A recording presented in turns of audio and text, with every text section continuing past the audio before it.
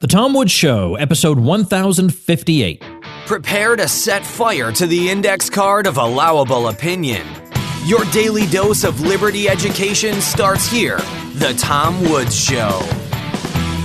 Folks, one of my favorite libertarian podcasts out there is Lions of Liberty, hosted by the great Mark Clare. There really is no other libertarian podcast quite like it. I've been a guest twice. Check it out at lionsofliberty.com. Hello, everybody. Tom Woods here. All right, so one of the justifications for the state is that we make lousy decisions. We need people overseeing our activities. We need people maybe correcting what we might want to do. We need people who are going to supervise us, who are going to give us advice, who are going to nudge us in the right direction, or who are, in one way or another, going to force us to do what they think is best for us. Well, joining us today is our old friend Christopher Snowden, who's got a brand new book, Killjoys, A Critique of Paternalism, where he takes all this stuff on. Christopher Snowden is the director of lifestyle economics and a research fellow at the Institute of Economic Affairs in London, and has written widely on libertarian topics. Chris, welcome back. Good to be back. Interesting book. I've just got done reading it. Let's start off with paternalism, and it takes different forms. You have a chapter actually on hard paternalism, so can you start off just by giving an overview of what paternalism is and the different kinds of it that we see out there? There's nudging, which is different from what a hard paternalist would want. Can you just give us the lay of the land of the sorts of things people in the paternalist camp have advocated? Yeah, I mean, paternalism ultimately is about me thinking I know better than you, and coercive paternalism is about using force to make you behave the way I think you should. That's ultimately what it comes down to. There have been all sorts of forms of paternalism over the years. Generally, society has got less paternalistic. I mean, we don't have sort of Western theocracies. You can't be burned as a heretic anymore. But we do seem to have slipped back a little bit when it comes to activities that pose a risk to health, or at least some activities that pose a risk to health. And that's really what I focused most of the book on. The nudging that you mentioned, aka libertarian paternalism, it's not really that paternalistic, actually, but the idea is that behavioral economists have shown that people do not always act within their real preferences. And I think it's true that there are some examples you can give where people, or the vast majority of people at least, would benefit from being nudged in a certain direction. And if you can nudge people in that direction while allowing the minority of people who really don't want to be nudged to carry on without bearing any cost for opting out, then you can do it. I think it's generally actually fairly trivial, the whole nudge agenda. The stuff that is genuinely libertarian and genuinely paternalistic, you can probably count on one hand. So there's not many options for government. And perhaps partly because of that, government tends to ignore it, or it tends to use the word nudge when actually it means shove. And we end up in a situation where governments, egged on by various single-issue pressure groups, are using coercion to make people act in what they assume is going to be a better way, doing what is good for them. And usually that means things like cutting down on how much soda we drink, or how much food we eat, or whether we smoke, or how much we drink. It's all health stuff, basically. I'm looking at a passage on page 54 of your book that you quote from Sarah Conley. As soon as you saw this passage, you must have thought, this one's going in there. I cannot overlook this one.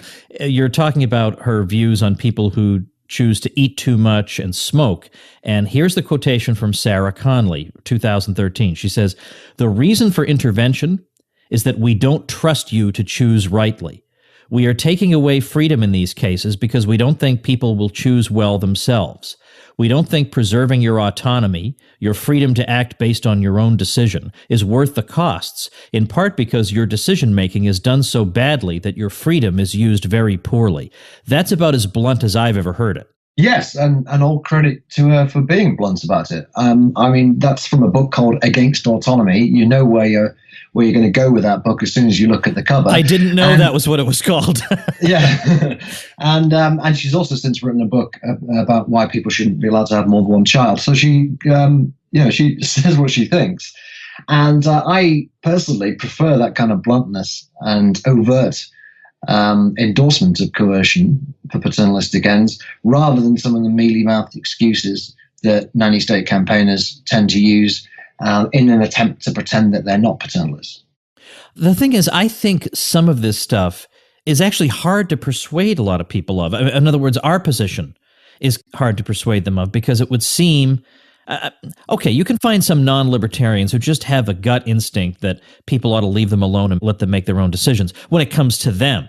Mm-hmm. But when it comes to other people who clearly are not that bright and clearly are harming themselves, I think a lot of average people would think, well, what's the real harm if we in some way influence their decision-making by, let's say, in some way increasing the penalty of doing the dangerous or harmful thing?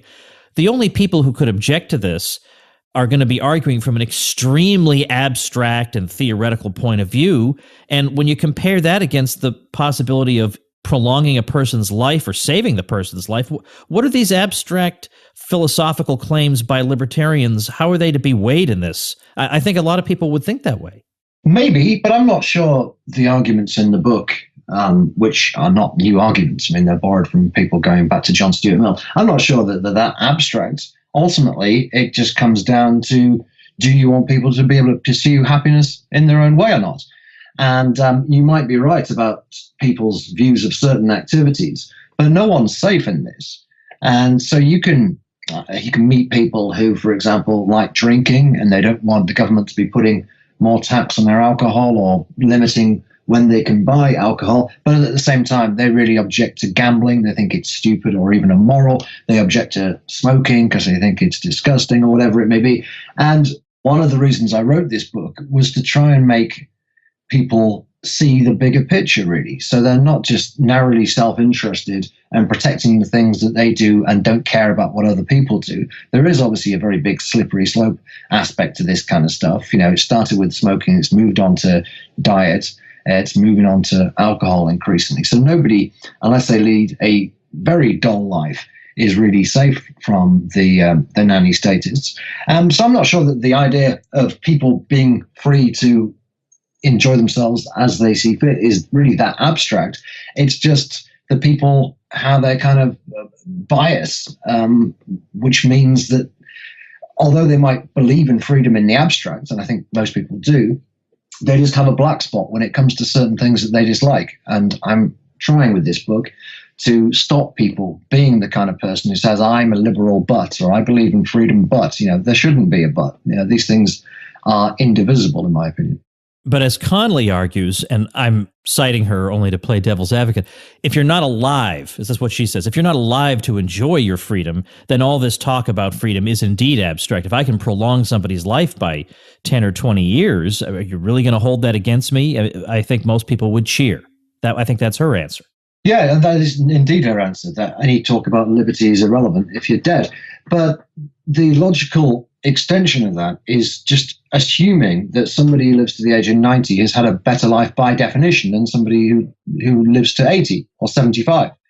That's the inescapable conclusion, as far as I can see, from what she's saying, that longevity and liberty are essentially the same thing.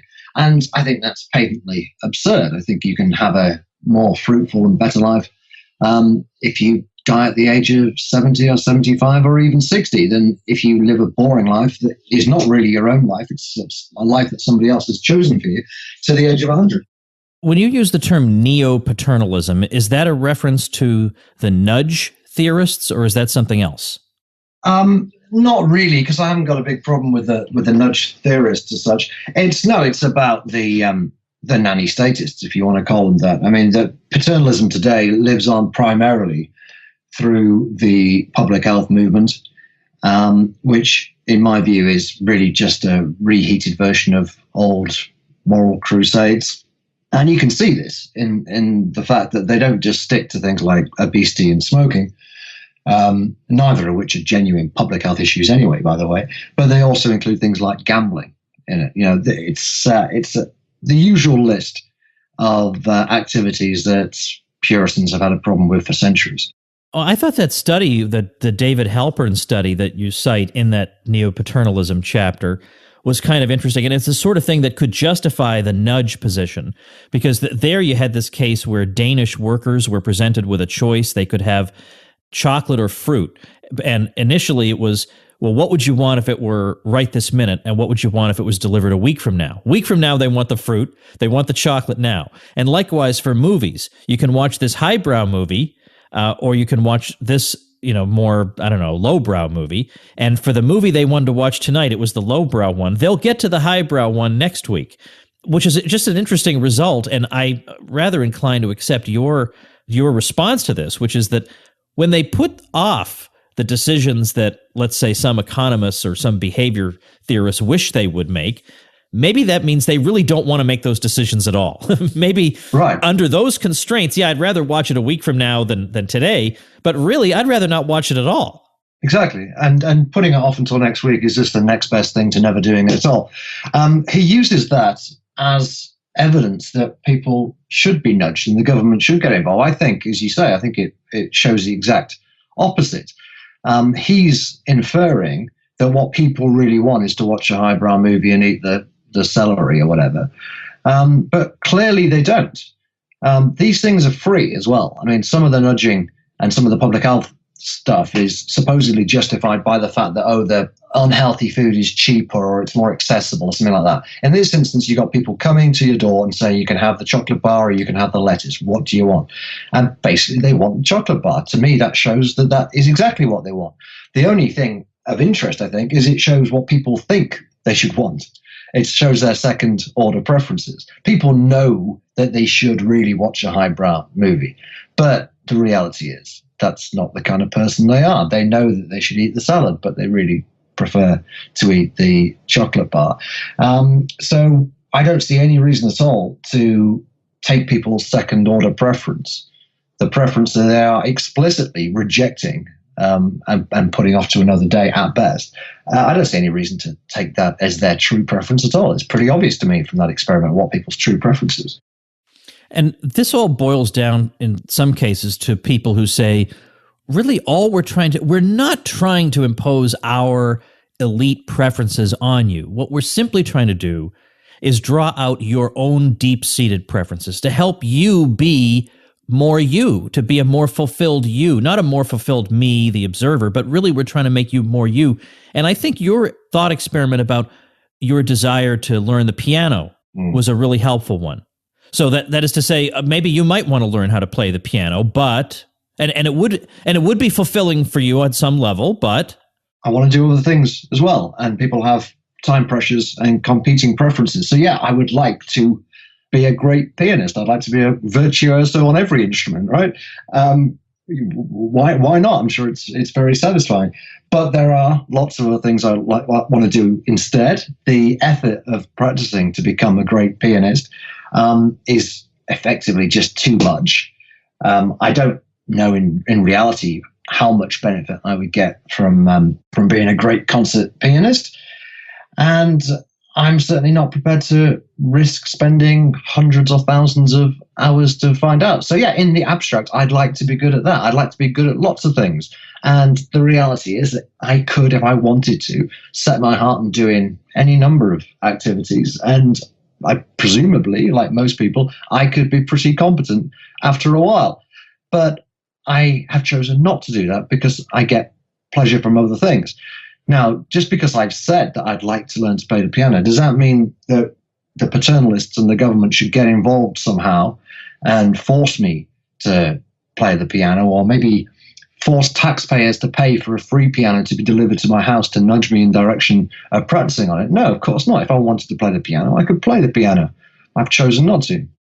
And I like your point that really when you're saying, I would like to learn to play the piano, you're kind of saying, I wish I were the kind of person who could be bothered to learn to play the piano, because at any time I could learn it. I could be learning it right now if I really, really wanted to. Right. So, all right, let's talk about the public health you've got a couple of sections on public health here. Now, this is another case, I think, for a lot of us. There are phrases that sound extremely benign to people, and yet they make our skin crawl. So public health, well, who's against that? You're against the spread of disease. So what's the problem with public health paternalism? And what do you mean by public health versus public health in quotation marks?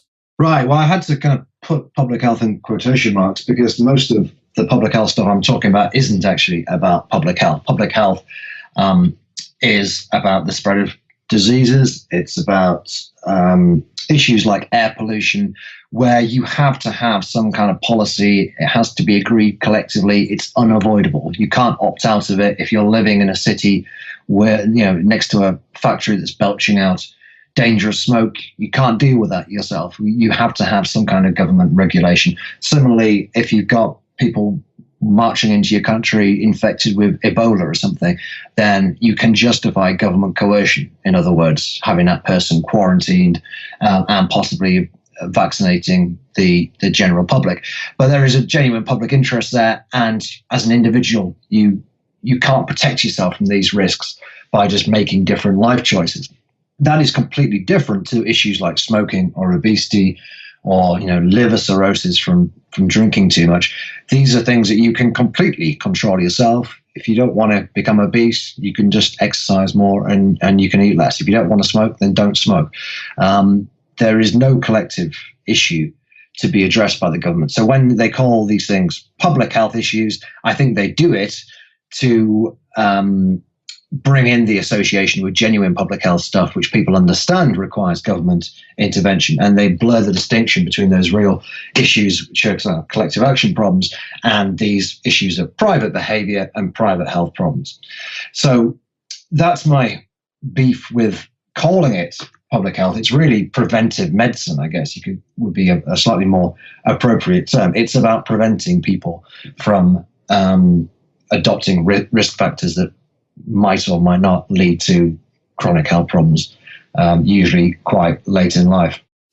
Well, if you can believe it, see, when you have, this is episode 1058, when you have 1058 episodes, chances are you've hit on just about everything there is. So we actually have episode 270, How Would Libertarians Deal with Ebola? We actually hit that, if you can believe that. So we have that. And then, Murray Rothbard has a pretty good article on air pollution and how we might think about it in a libertarian society. But all the same, I get the distinction you're making. Would be an example of public health policy have to do with, for instance, secondhand smoke? Not very much, actually, because you're dealing with private property rights. Yeah, but these people don't seem to care about that, I find. Oh, no, they could still make a law saying that in this bar, in this pub, you can't smoke because other people will be harmed. I mean, they've done that in the U.S. Yeah, they've done it in Britain as well. They've done it all over the place, and it's illiberal and it's morally unjustifiable. You can justify doing it in a government building. If the government owns particular places, you've got to have a policy on smoking. You could maybe justify, on the basis of nuisance, apart from anything else, you could justify having a ban in state libraries, for example. What you can't justify is having a ban in a cigar bar or a pub which is owned by a guy who either smokes or doesn't mind people smoking.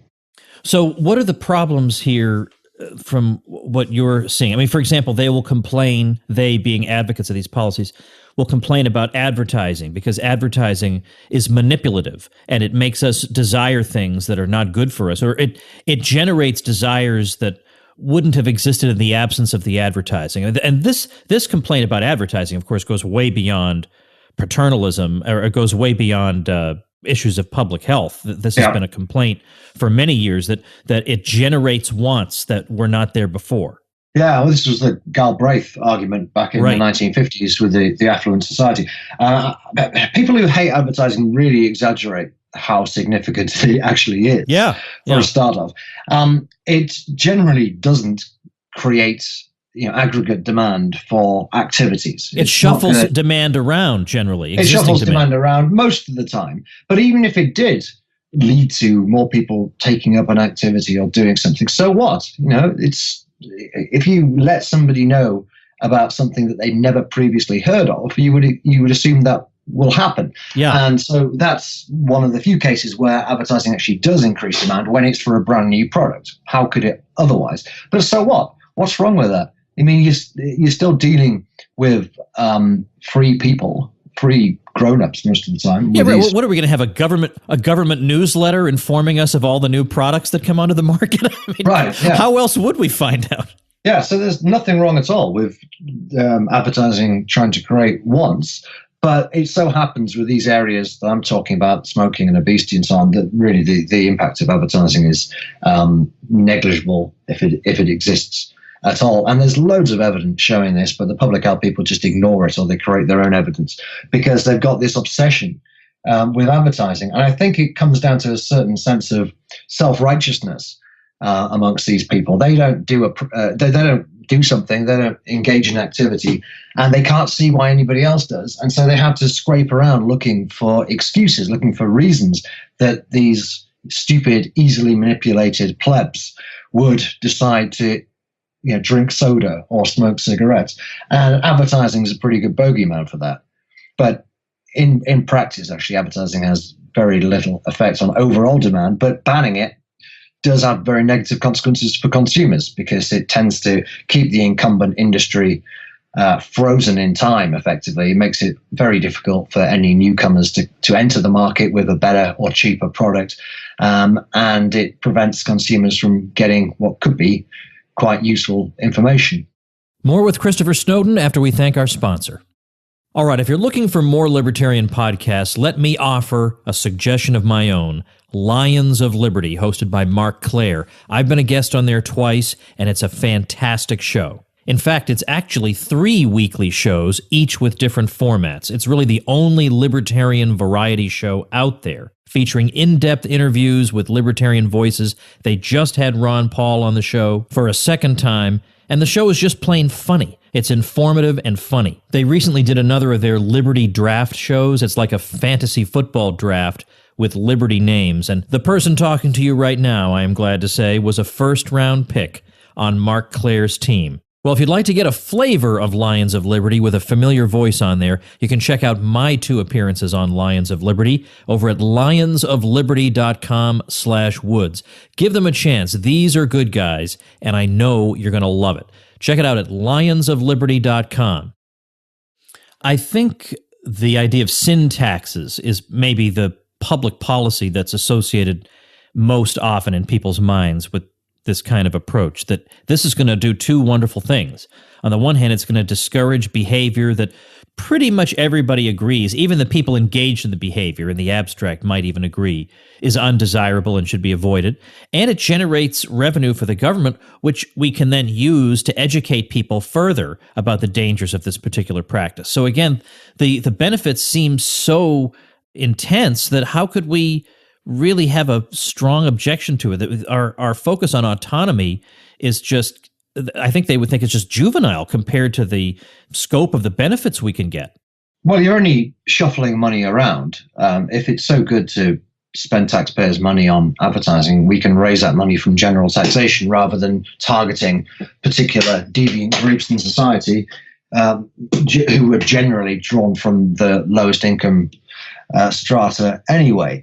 I'm not convinced actually that this paying for education is that worthwhile, because I'm not sure there are that many areas where people are uninformed to begin with. There is a justification for taxing products if they are demerit goods in some instances, and I acknowledge that in the book. The Pigovian tax is a perfectly adequate way to tackle negative externalities, be it pollution or healthcare costs or whatever. And certainly in the case of alcohol, there are excess negative externalities, and it's quite right that we tax alcohol. However, that's not the reason paternalists want to bring this stuff in. They're not looking to increase the price to such a level that consumption is optimal, which is how an economist would look at it. They're looking to deter people from buying these products at all, engaging these activities at all.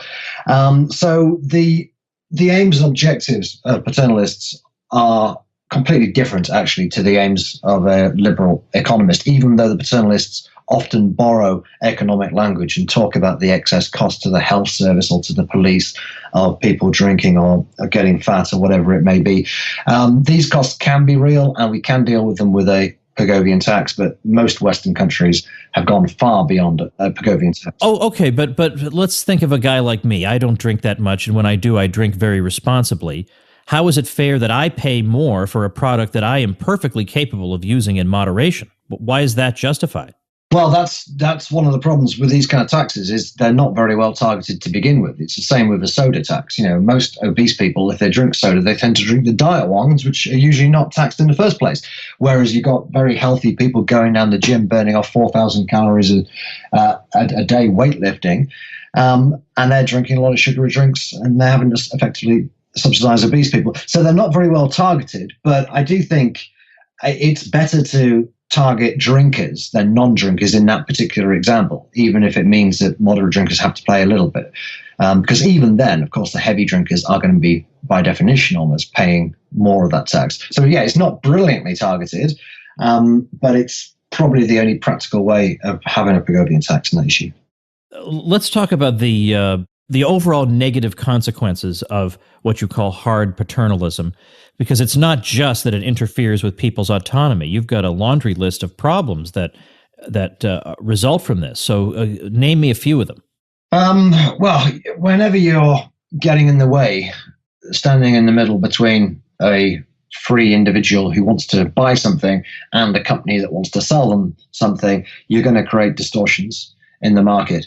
Ultimately, you can create a black market in which the product is totally unregulated, and all the stuff that health people say about selling to kids and the product being dangerous, all these issues are made much worse. When the market is driven completely underground, the sin taxes that we've just mentioned do disproportionately hit people on low incomes. You're pushing people into secondary poverty on the basis of unfashionable lifestyle choices. In some instances, I give a few examples in Killjoys, in some instances, the government is simply wrong about what's healthy and what's unhealthy to start with, which is bad enough if they're just giving advice, but is really quite damaging to people's health if they start legislating to try and push people in a direction that turns out to be the wrong direction. So there are all sorts of things that can go wrong when the government decides it knows better than the individual. Well, here may be my favorite part of all this. How can people get your book, Killjoys, A Critique of Paternalism? It's free to download. If you're happy reading PDFs, so you can put it on the Kindle or whatever, it's free to download from the Institute of Economic Affairs website. That's iea.org.uk. You can buy it if you want a paperback. You can buy it from Amazon and the usual online places. But no, it's free. I work for a free market think tank. We have no price mechanism to control demand. So feel free to download it. How about that? Isn't that great? So I'll link to both ways, because there are people, even when you give them a chance for a free electronic book, they say, psh, to that, give me the thing and I can hold in my hand. So at tomwoods.com/1058, I'll have a link to how you can download it for free, and also a link if you want to get it for in the hard copy or whatever else, Kindle, whatever else you like. All right. Well, Chris, great talking to you, and I'm glad you did this, and best of luck. Thank you very much. It's been great talking to you again. All right, everybody. How about this? I've got another one of my free ebooks coming out. It's not ready, but I've identified what it's going to be about and what's going to be in it, and I think you'll like it. It won't cost you nothing, just as with my other ebooks. But in the meantime, I'm so concerned this new ebook will overshadow all the old ones. I have ebooks on, for example, all the different areas where Bernie Sanders is wrong, and I'm afraid we are not fully done with that guy. So it couldn't hurt to, bone up on this stuff and learn more about it. So I've got books like that. I've got How Do We Answer the Most Difficult Questions Posed to Libertarians. I got a book on that. I got a book on How Could You Have Education Without the State. I got all this stuff, and it costs you nothing. Where, oh where, Woods, do I get these books? Answer over at tomsfreebooks.com. So please do that, and I will see you tomorrow. Become a smarter libertarian in just 30 minutes a day. Visit tomwoods.com to subscribe to the show for free, and we'll see you next time.